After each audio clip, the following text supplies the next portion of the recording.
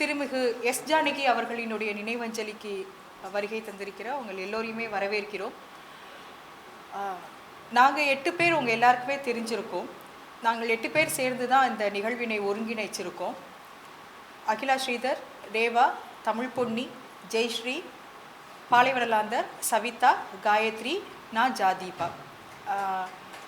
இந்த 8 பேரும் சேர்ந்து ஏன் ஜானகி அம்மாவுக்கு ஒரு நினைவஞ்சலி அப்படின்னா, 48,000 பாடல்கள், 60 ஆண்டு காலம் தமிழ் சினிமாவில், அவங்களுடைய தமிழ் சினிமா மட்டுமில்லை இந்திய சினிமாவில் 20 மொழிகளில் பாடிய ஒரு இசை அரசி. அவங்க எந்த ஒரு காலகட்டத்திலையும் எந்த ஒரு உணர்வையும் அவங்க பதிவு பண்ணாமல் இருந்ததே இல்லை. அவங்க பாடாத இசையமைப்பாளர் இல்லை, பாடாத கதாநாயகி இல்லை, பாடாத சூழல் இல்லை இந்தியாவில்.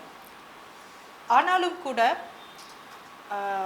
அவர்களுக்கு நைட்டிங்கேல் ஆஃப் சவுத் இந்தியா அப்படிங்கிற பெயர் தான் நம்ம கொடுத்துருக்கோம். நியாயமாக பார்த்தா நைட்டிங்கேல் ஆஃப் இந்தியா அவங்க, ஆனால் சவுத் இந்தியா அப்படின்னு நம்ம அவங்கள பிரிச்சிருக்கோம். அவர்கள் மறைந்த பிறகு நிறைய டிபேட் உருவாச்சு. ஏன் தென்னிந்திய கலைஞர்களை ஒதுக்கி வைக்கிறாங்க, வட இந்திய கலைஞர்களுக்கு இவர்களை விட இவர்களளவுக்கு சாதனை பண்ணவங்களுக்கு ஒரு பெரிய இடமும், அதைவிட பெரிய சாதனை பண்ணவங்களுக்கு ஏன் இந்த ஒதுக்கி வைக்கிறாங்கங்கிற டிபேட்டெல்லாம் தொடர்ந்து எழுந்துட்டுருக்கு. அது ஒரு பக்கம் இருக்கட்டும். ஆனால் நம்மளுடைய வாழ்க்கையினுடைய ஒரு அங்கமாக இருந்த ஒரு இசை அரசிக்கு, ஒரு அற்புதமான பாடகிக்கு இந்த தருணத்தில் இந்த நிகழ்வை நடத்தணும் அப்படின்னு நாங்கள் விருப்பப்பட்டோம். அதனால தான் இந்த நிகழ்வு. இது எல்லாருமே இந்த நிகழ்வில் பேசலாம், அவர்களுக்கான அஞ்சலியாக இருக்கும். சிலர் பாடணும்னு விருப்பப்பட்டீங்க அப்படின்னா நீங்கள் பாடலாம். அவர்களை குறித்த நினைவு, முதலாக அவர்கள் பற்றி கேட்ட பாடலாக இருக்கலாம், அல்லது அந்த பாடல் உங்களுக்கு என்ன மாதிரியான தாக்கத்தை ஏற்படுத்தியது, எதுவாக வேண்டுமானாலும் இருக்கலாம். நீங்கள் பேசுகிறது அப்படிங்கிறது அவர்களுக்கான சிறப்பான ஒரு அஞ்சலியாக அமையும் அப்படின்னு நாங்கள் நம்புகிறோம். முதல்ல இந்த நிகழ்வில் பேசுகிறதுக்கு கவிஞர் பாலைவனலாந்தரை அழைக்கிறோம். எங்கள் ஒருங்கிணைப்பாளர்களில் பாலைவனலாந்தரும் ஒருவர். அதற்கு முன்பாக 1 நிமிடம் மௌன அஞ்சலி திரு எஸ் ஜானகி அவர்களுக்காக.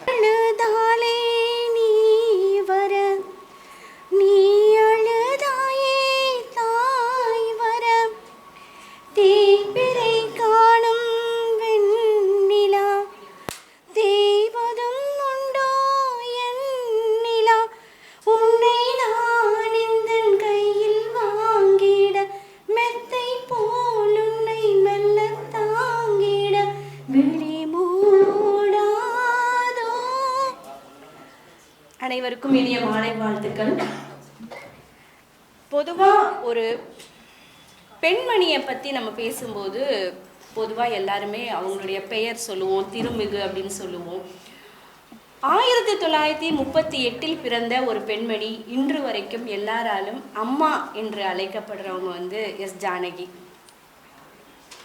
இசைத்துறையாக இருக்கட்டும், பாடல் துறையாக இருக்கட்டும், கலைத்துறையாக இருக்கட்டும், யாரை கேட்டாலும் ஜானகிங்கிற பேரை சொல்லும்போது ஜானகி அம்மானு தான் சொல்லுவாங்க. அவங்க குரலில் இருக்கிற அந்த தாய்மை அவங்கள அப்படி தான் சொல்லுது. குண்டூரில் பிறந்திருக்காங்க, ஆந்திராவில், தெலுங்கானாவில் வளர்ந்துருக்காங்க. ஆனால் தமிழகத்தையே தன்னுடைய குரலால் கட்டி போட்டிருக்காங்க.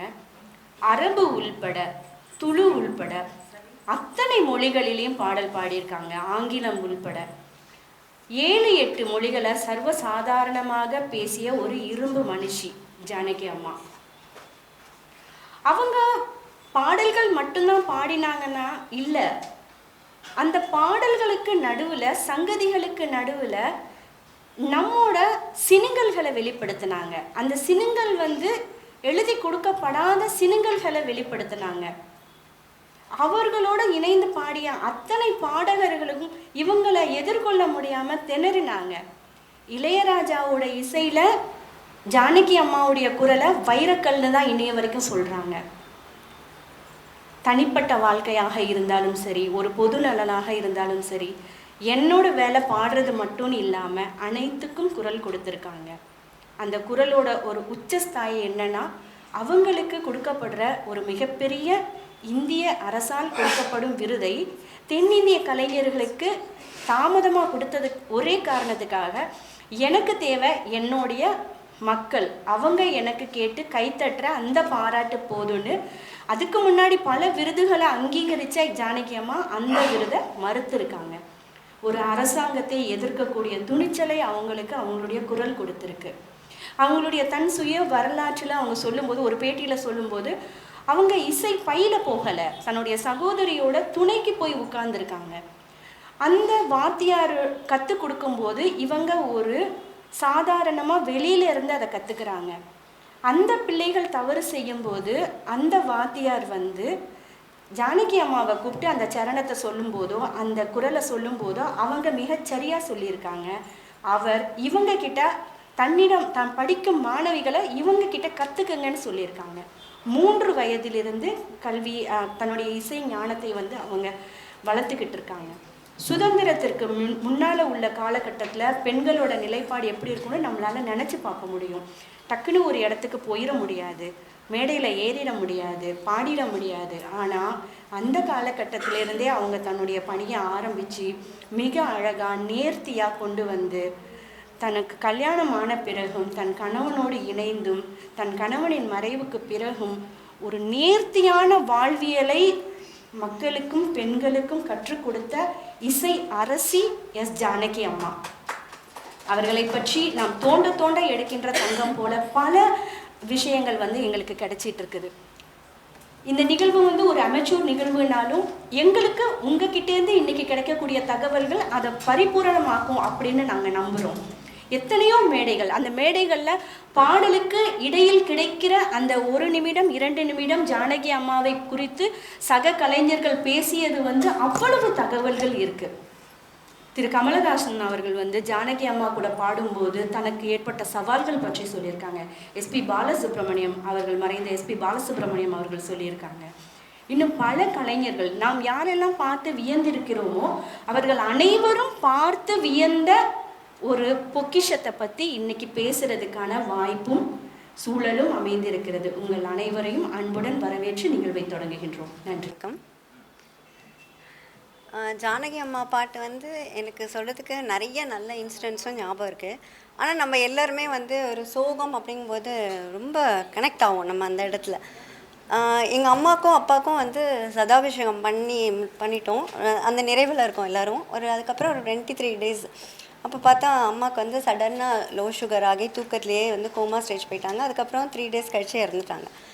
அங்கே எல்லா காரியத்தையும் எடுத்து பண்ண வேண்டிய இடத்துல நான் தான் இருந்தேன். ஸோ நான் அந்த இடத்துல நான் அழுகவே இல்லை. ஏன்னா அடுத்தடுத்து பண்ணணும், எல்லாருக்கும் சொல்லணும் அப்படிங்கிறது தான் மைண்டில் ஓடிட்டுருக்கு. நான் எல்லா வேலைகளும் பண்ணிகிட்ருக்கேன். கிட்டத்தட்ட ஒரு 13 நாள் அந்த காரியம் ஃபுல்லாக முடிகிற வரைக்கும் கூட நான் அழுகவே இல்லை. அந்த 13 நாள் காரியம் முடிஞ்சு எல்லோரும் ஊருக்கு போயிட்டாங்க. நான் தனியாக உட்காந்துட்ருக்கேன் வீட்டில். அந்த வீடுங்கிறதே டோட்டலாக எங்கள் அம்மாவோட வாய்ஸில் தான் நிறைஞ்சிருந்தது. எல்லாரையும் இப்போ ஒரு வீட்டில் ஒரு அம்மா இருந்தாலே எல்லாரையும் கனெக்ட் பண்ணுறது அவங்களா தான் இருப்பாங்க. சண்டை வந்தாலும் சரி, இது பண்ணாலும் சரி, அவங்கள சமாதானப்படுத்துறதோ அந்த மாதிரி எல்லாமே ஒரு அம்மா தான் பண்ணுவாங்க. அந்த இடத்துல எல்லோரும் போயிட்டாங்க, நான் தனியாக இருக்கேன்.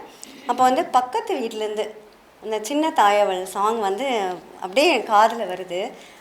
அன்றைக்கி தான் நான் உடஞ்சி அழுகிறேன். அப்போ தான் அன்றைக்கி தான் எனக்கு ரியலைஸ் ஆகுது, எங்கள் அம்மா இறந்துட்டாங்க, இனிமேல் எனக்கு பார்க்கவே முடியாது, கிடைக்கவே மாட்டாங்க அப்படிங்கிறது அப்போ தான் ரியலைஸ் ஆகுது. அன்றைக்கி நான் அப்படியே உடஞ்சி அழுதுருக்கேன். அதுக்கப்புறம் எனக்கு அந்த பாட்டு கேட்கும் போதெல்லாம் எஸ் ஜானகி தான் அம்மா மாதிரி, அந்த மாதிரியான ஒரு இடத்துக்கு இன்றைக்கி நிறைய பேர் அந்த சாங்கை சொல்லிகிட்டே இருக்கும்போதெல்லாம் எனக்கு எங்கள் அம்மா ஞாபகம் வந்துகிட்டே இருக்குது. அதுக்கப்புறம் எஸ் ஜானகிம்மா அப்படின்னாலே சின்ன வயசில் ஒரு ரேடியோவில் daddy daddy oh my daddy பாட்டு கேட்குறேன். அப்போல்லாம் இப்போ உள்ள பசங்க மாதிரி நம்ம ப்ரில்லியண்ட்லாம் இல்லை. நம்ம சின்னதாக இருக்கும்போது, நான் சின்னதாக இருக்கும்போதுலாம் அப்போ எம்ஜிஆர்லாம் செத்துட்டாருன்னா அடுத்த படத்தில் எப்படி அவர் நடிப்பாருன்னுலாம் நான் கேட்டிருக்கேன். அவர் தான் இறந்துட்டாரு, அப்புறம் எப்படி அடுத்த அது நடிப்பு அப்படிங்கிறது கூட எனக்கு தெரியாது.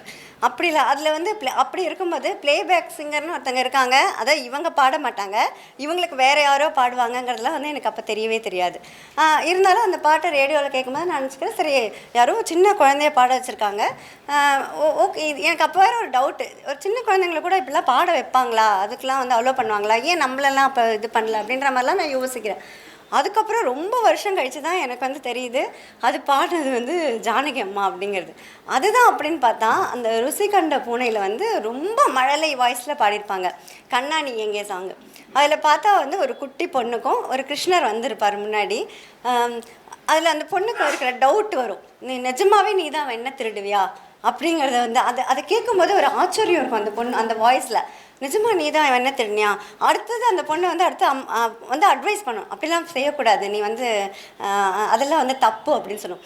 அந்த இடம் இருக்கு இல்லையா, அவங்களோட வாய்ஸில் நீங்கள் அந்த அந்த சாங்கை கூட பார்க்காம தனியாக அந்த பாட்டு கேட்டோன்னா அப்படியே அந்த அந்த ஒரு டவுட்டு அந்த ஆச்சரியம் தெரியும். அடுத்தது பார்த்தீங்கன்னா வந்து அப்படியே ஒரு அம்மா மாதிரி இல்லை நீ அப்படிலாம் செய்யக்கூடாது அப்படின்னு ஒரு குழந்தை வந்து அம்மா சொல்லுவாங்கள்ல, இதெல்லாம் தப்பு நீ செய்யக்கூடாதுன்னு சொல்லு, அந்த விஷயமும் தெரியும். ஜானகி அம்மா அப்படின்னாலே பார்த்தா வந்து மாடுலேஷன் தான். சுஜாதா மேம் நிறைய சொல்லிட்டாங்க அதை பற்றி. இதில் வந்து எல்லாருமே வந்து நிறைய விஷயங்களை பேசினாங்க. ஆனால் ஜானகி அம்மாவோட எரோட்டிக் சாங்ஸ் அப்படிங்கிறத யாருமே பேசலை. ஆக்சுவலாக வந்து அது ரொம்ப அவங்க தான் நிறைய சாங்ஸ் பாடியிருக்காங்க. அப்போ அதை பற்றி அவங்க மேலே நிறைய விமர்சனமும் வந்தது. அவங்க அதெல்லாம் அவங்க வந்து அப்படியே டேக் ஓவர் பண்ணிட்டு அவங்க பாட்டுக்கு பாடிட்டு இருந்தாங்க. நமக்கு வந்து உடனே பொன்மேனி உருகுதே பாட்டு தான் ஞாபகம் வரும். ஆனால் அதை தாண்டி ஒரு பாட்டு எனக்கு வந்து ஓடை நதியாகிறது அப்படின்ற படத்தில் வந்து என் தேகம் அமுதம் அப்படின்னு ஒரு பாட்டு. அந்த பாட்டு வந்து எனக்கு பாட தெரியாது. நீங்கள் அந்த பாட்டை இன்றைக்கி போய் கூட நைட்டு கேளுங்க. அவங்க அந்த பாட்டை வந்து அந்த இழுத்து அந்த இடம் கொண்டு போய் ஒரு பொண்ணோட இதை வந்து சொல்கிறதுக்கு வந்து அனுமதியே கிடையாத ஒரு இடத்துல ஒரு பொண்ணு சொல்கிற அந்த அவளோட ஏக்கம் அந்த ஃபீலிங்ஸ் இருக்கு இல்லையா, அதில் வந்து ஆக்சுவலாக ரகுவரனும் சுமலத்தான்னு நினைக்கிறேன் நான். அவங்க அந்த பாட்டை அப்படி கொண்டு போய் அப்படி நிறுத்தி அப்படி இழுத்து சொல்லும்போது அதை வந்து ஆக்சுவலாக வந்து ஒரு ரெஃபரன்ஸாகவே வைக்கலாம். யாராவது எரோட்டிக் சாங் பண்ணணுன்னா நீங்கள் இந்த சாங்கை கேட்டுட்டு வாங்க ஜானகி அம்மாவோடத அப்படின்னு ஒரு லெசனாகவே வைக்கலாம். அந்த மாதிரியான இது. எங்கள் தீபா சொன்னாங்க பிபி ஸ்ரீனிவாஸ். எங்கள் அப்பாவுக்கு வந்து ரொம்ப பிடிச்ச ஒரு சிங்கர் அப்படின்னா வந்து பிபி ஸ்ரீனிவாஸ். அவங்களுக்கும் வந்து அந்த பொன் என்பேன் பூவென்பேன் பாட்டு வந்து அவ்வளோ பிடிக்கும். எங்கள் அப்பாவுக்கு அது பிடிக்குமா. எங்கள் அம்மா வந்து அந்த காலத்துலேயே வந்து பெரிய கர்நாடிக் சிங்கராக வர வேண்டியவங்க. ஆனால் வந்து அப்போ பெண்களை வந்து வெளியே அனுப்ப மாட்டாங்கனால நாங்கள் எங்கள் தாத்தா இதுக்கெலாம் வந்து இல்லாத தாத்தாவை திட்டிருக்கோம் அவ்வளோ. பட் ஆனால் அவ்வளோ நல்லா பாடக்கூடியவங்க. அவங்களுக்கு பிடிச்சதுன்னு பார்த்தா வந்து சிங்கார வேலனே சாங்கு. ஏன்னா அவங்களுக்கு வந்து அந்த சங்கதிகள்லாம் அவங்க கர்நாடக எங்கள் தாத்தா பெரிய பாடகருங்கனால அவங்க ஃபுல்லாக படிச்சிருக்காங்க. அவங்களுக்கு வந்து அந்த சங்கதிகள்லாம் தெரியும், அதை பாடுறது எவ்வளோ கஷ்டம்னு தெரியும். அதனால் அவங்களுக்கு வந்து அந்த பாட்டு பிடிக்கும். சரி, ஸ்ரீதருக்கு என்ன பிடிக்கும் அப்படின்னு கேட்டால் வந்து எப்போவுமே நான் வந்து அவர் வந்து நீ வந்து உன்னோட வேலையில் வந்து நீங்கள் சுத்தமாக கவனிக்கிறதே இல்லை அப்படின்னு சொல்லிட்டு அந்த முதல்வனே சாங் வந்து எப்போ பார்த்தாலும் அனுப்பியே வந்து அவருக்கு வந்து அந்த சாங் வந்து பிடிச்சிருச்சு. நான் வந்து சும்மா இந்த இதுக்காக வந்து சரி உனக்கு என்னப்பா சாங் பிடிக்கும் அப்படின்னு கேட்குறேன். எஸ் ஜானகிமா இருந்தப்போ கேட்குறேன், எனக்கு இந்த பாட்டு தான் பிடிக்கும் அப்படின்றாங்க. அடுத்தது பார்த்தா எனக்கு பர்சனலாக என்ன பிடிக்கும்னா வந்து நிறைய எல்லா பாட்டும் பிடிக்கும். ஆனால் எனக்கு வந்து அந்த கண்ணன் வந்து பாடுகிறான் சாங் இருக்கு இல்லையா, அதில் ராதிகா செம்மையாக ஆக்ட் பண்ணியிருப்பாங்க. அதை விட அது வந்து மேடை பாடகி ரோல். அதில் எஸ் ஜானகி அம்மாவும் பாடகி தான். அவங்களோட அந்த ஆக்டிடியூடுங்கிறது வந்து அப்படி காமிச்சிருப்பாங்க அந்த சாங்கில். அண்ட் அதுக்கு வந்து ராதிகாவும் நல்லா பர்ஃபார்ம் பண்ணியிருப்பாங்க. அது வந்து எனக்கு ரொம்ப பர்சனலாக அது எனக்கு பிடிச்ச பாட்டு. சுபாங்கர் கிட்ட கேட்டப்போ அவன் சொன்னான் இந்த ஜோடி படத்தில் வந்து காதல் கடிதம் தீட்டவே மேகம். ஸோ இப்படி வந்து ஜானகிமா வந்து ஒருத்தங்க மட்டும் கிடையாது, ஒரு தலைமுறை தாண்டி வந்து அவங்க வந்து ட்ராவல் ஆகிட்டே இருக்காங்க, எல்லார் கூடவும் ட்ராவல் ஆகிட்டு இருக்காங்க. இவ்வளோதான், இதுக்கு மேலே வந்து பேசலை. நான் எல்லோரும் பேசணுங்கிறதுனால நிறைய எழுதி வச்சுருக்கேன். பட் எல்லாருக்கும் டைம் வேணுங்கிறதுனால இது பண்ணல. ஸோ எல்லோரும் சொல்லுவாங்க அவங்க வந்து எப்போவுமே எஸ்பிபி சார் ஆகட்டும் ஜானகி ஆகட்டும் எப்போவுமே நம்ம டெய்லி லைஃப்பில் அவங்க இல்லாமல் ஒரு நாள் கூட கிடையாது. ஸோ நம்ம கூட எப்போவுமே அவங்க இருந்துகிட்ருப்பாங்க. இது வந்து ஜஸ்ட் அவங்கள வந்து இன்னும் கொஞ்சம் இன்னும் தெரியாத சாங்கெல்லாம் நமக்கு இருக்கும் இல்லையா, அதுக்காக நம்ம ஒரு ட்ரிபியூட் அவ்வளோதான். நம்ம தெரிஞ்சுக்கிறதுக்கான ஒரு கூட்டமாக தான் நான் பார்க்குறேன். ஸோ நம்ம கூட அவங்க எப்போவுமே இருப்பாங்க. நன்றி. நன்றி அகிலா. இது அவர்களோட உணர்வுபூர்வமாக அவங்க சொல்கிறது ரொம்பவே நல்லா இருக்குது. நம்ம எல்லாரும் சேர்ந்து அவங்களுக்காக பாடலாம். ஸ்ருதி பேதம் அதை பற்றி நம்ம கவலைப்பட வேணாம். அவங்கள மனதில் நிறுத்தி நம்ம ஒரு பாட்டு பாடலாம். ஊரு சனம் தூங்கிடுச்சு பாட்டு எல்லாருக்கும் ரொம்ப வசதியான தெரிந்த பாட்டுங்கிறதுனால அந்த பாட்டு பாடலாம் அப்படின்னு இருக்கும். லிரிக்ஸ் அதனால் உங்கள் ஃபோனில் எடுத்து வச்சுக்கோங்க. ஹரிஹரன் சார் பேசுவார். சிங்கார வேலனை தேவா பாட்டை 5000 தடவை கேட்ட ரசிகன் யாருன்னு தெரியுமா உங்களுக்கு? நான் தான். இந்த உலகத்தில் யார் இந்த ரசிகனுக்கும் கிடைக்காத ஒரு வாய்ப்பு எனக்கு கிடைச்சிது. திருச்சியில் 1984 திருச்சி ராஜாலி ஹோட்டலில் நான் ரூம் சர்வீஸ் வெயிட்டர். அப்போ ஸ்டார் நைட்ஸ்னு ஒன்று நடந்தது. இளையராஜா, எம்எஸ் விஸ்வநாதன், கேவி மகாதேவன் 3 பேர் சேர்ந்து மியூசிக்கு. நான் ரூம் சர்வீஸ் வெயிட்ரு ராஜேந்திர ஹோட்டலில். எல்லா ரூமுக்கும் நான் தான் அட்டன் பண்ணுறேன். 104 கம்மிங் அப்படின்னு சொன்னேன். வாங்க உள்ள போல ஜானகி உட்காந்துருக்காங்க. மேடம் வெயிட்ரு மேடம் என்ன சாப்பிட்றீங்க அப்படின்னு. 2 இட்லி 1 கப் தயிர் கொண்டு வாங்கன்னாங்க. சரி ஓகேன்னு சொல்லிட்டேன். வந்துட்டு எல்லாருக்கும் ஆர்டர் கொடுத்துட்டு ஜானகி அம்மாவுக்கு ஆர்டர் எடுத்துகிட்டு போனேன். 2 இட்லி 1 கப் தயிர் கொண்டு போய் ட்ரேயில் வச்சுட்டு இப்படி பார்த்துக்கிட்டு இருந்தேன். நான் பார்த்தது அந்த ஜானகியும் கிடையாது, இந்த ஜானகியும் கிடையாது. நெத்தியில் பெரிய பொட்டு வச்சுருப்பாங்க அந்த ஜானகி. இப்படி பார்த்துட்டு இருந்தேன். என்ன வேணும் அப்படின்னாங்க. எனக்காக ஒரு பாட்டு பாட முடியுமா அப்படின்னு கேட்டேன். என்ன பாட்டு வேணும் அப்படின்னா, இந்த சின்னஞ்சிறிய வண்ணப்பறவை எண்ணத்தை சொல்லுதம்மா அந்த பாட்டை எனக்காக பாட முடியுமான்னு கேட்டேன். நான் சாப்பிட்டுட்டு பாடவா பாடிட்டு சாப்பிடவா அப்படின்னு. உங்கள் இஷ்டம் அப்படின்னு. இல்லை நான் பாடிட்டே சாப்பிட்றேன் அப்படின்னு சொல்லிட்டு, சின்னஞ்சிறிய வண்ணப்பறவை எண்ணத்தை சொல்லுதம்மா, அது இன்னிசையோடு தன்னை மறந்து சொன்னதை சொல்லுதம்மா. இந்த 4 வரி எனக்காக, ஒரே ஒரு ரசிகனுக்காக அவங்க பாடினாங்க. கண்ணு கடங்குது. ஜானகி இறக்கலை. அவங்க பாட்டு மூலமாக நம்ம என்றைக்குமே நம்ம கூட தான் இருப்பாங்க. ஏன்னா நம்ம ரத்தத்தோட சதையோடு கலந்த ஒரு உணர்வு.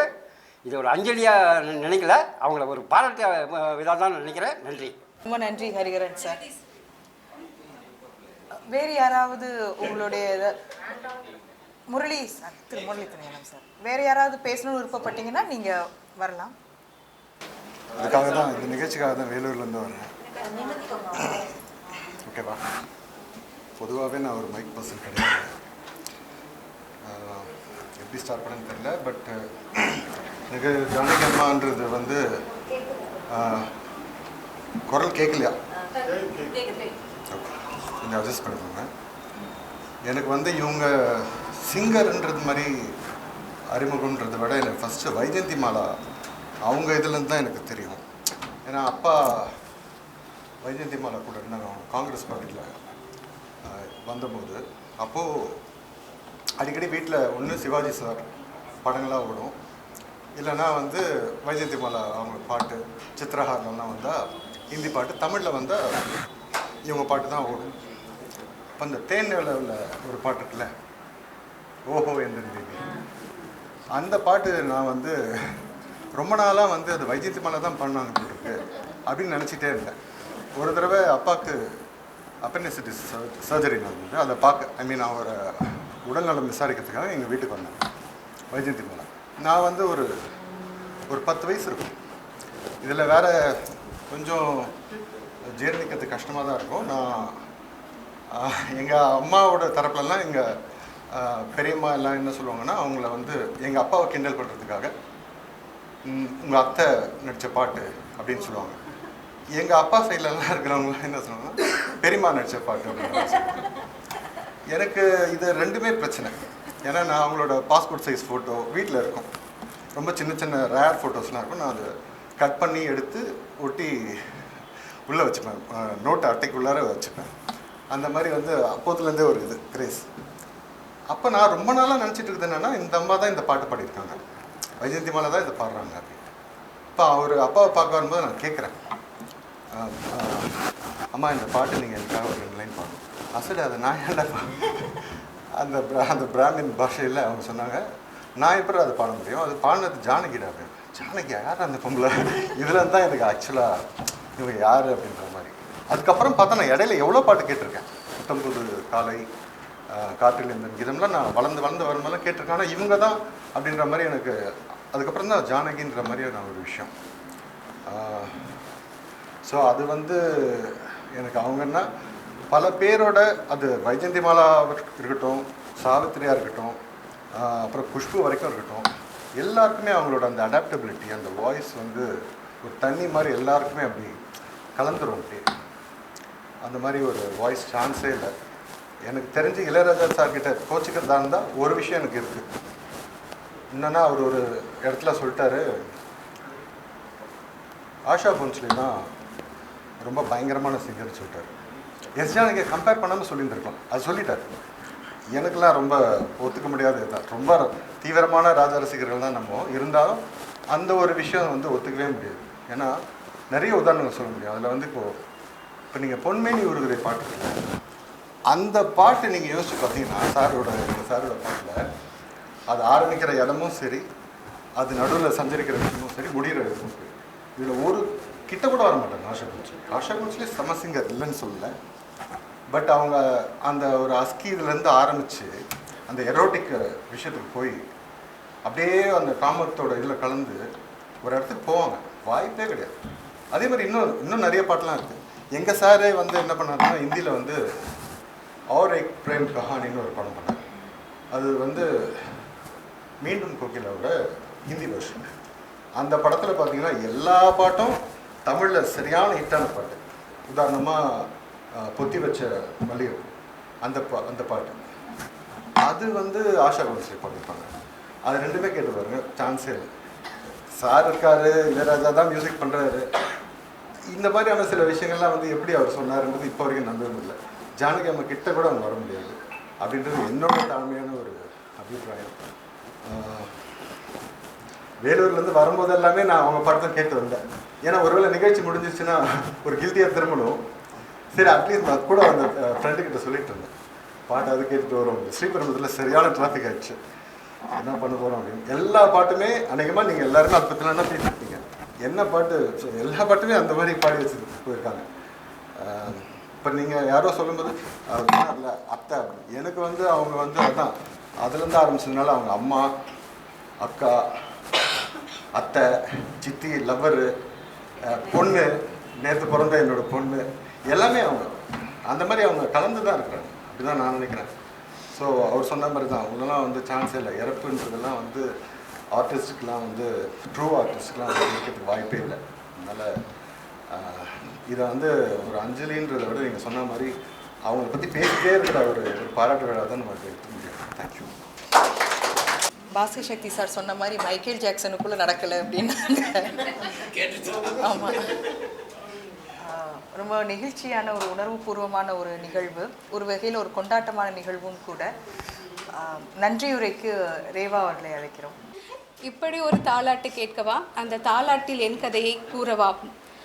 இதுதான் நான் ஜானகி அம்மா கூட முதல்ல கனெக்ட் ஆன பாட்டு. ஒரு பெண்ணுக்கு பாடல் எவ்வளோ தூரத்துக்கு முக்கியம் அப்படின்னா, சோள பாடல்கள் எனக்கு கொடுத்தது வந்து சோள பாடல்கள் தான். எல்லாருமே நிறைய பேசிட்டதுனால அதை பேசுகிறதுக்கான வாய்ப்பு இல்லை. ஒரு பெண்ணு வந்து தனி மனித மனத்தோட அவளோட உணர்வுகளை எந்த அளவுக்கு வெளிப்படுத்துகிறான்றது ஜானகி அம்மா பாடல்களை தெரிஞ்சுக்கலாம். இன்னும் சொல்ல போனால் இன்றைக்கி இந்த கூட்டம் வந்து ரொம்ப நிறைவாக எல்லாருமே அவங்கவுங்க மனசை பேசியிருக்கீங்க. எனக்கு எப்பவுமே தோணும், காதுக்குள்ளே எனக்கு ஹெட்ஃபோனை மாட்டிட்டேன்னா எனக்கான உலகம் திறந்துக்கிறோம். அந்த உலகத்துக்குள்ளே எப்பயுமே ஜானகி அம்மா இருப்பாங்க. ஸோ வந்திருந்த எல்லாருக்கும் உங்களோட கருத்துக்களை பகிர்ந்துக்கிட்டதுக்கு ரொம்ப நன்றி.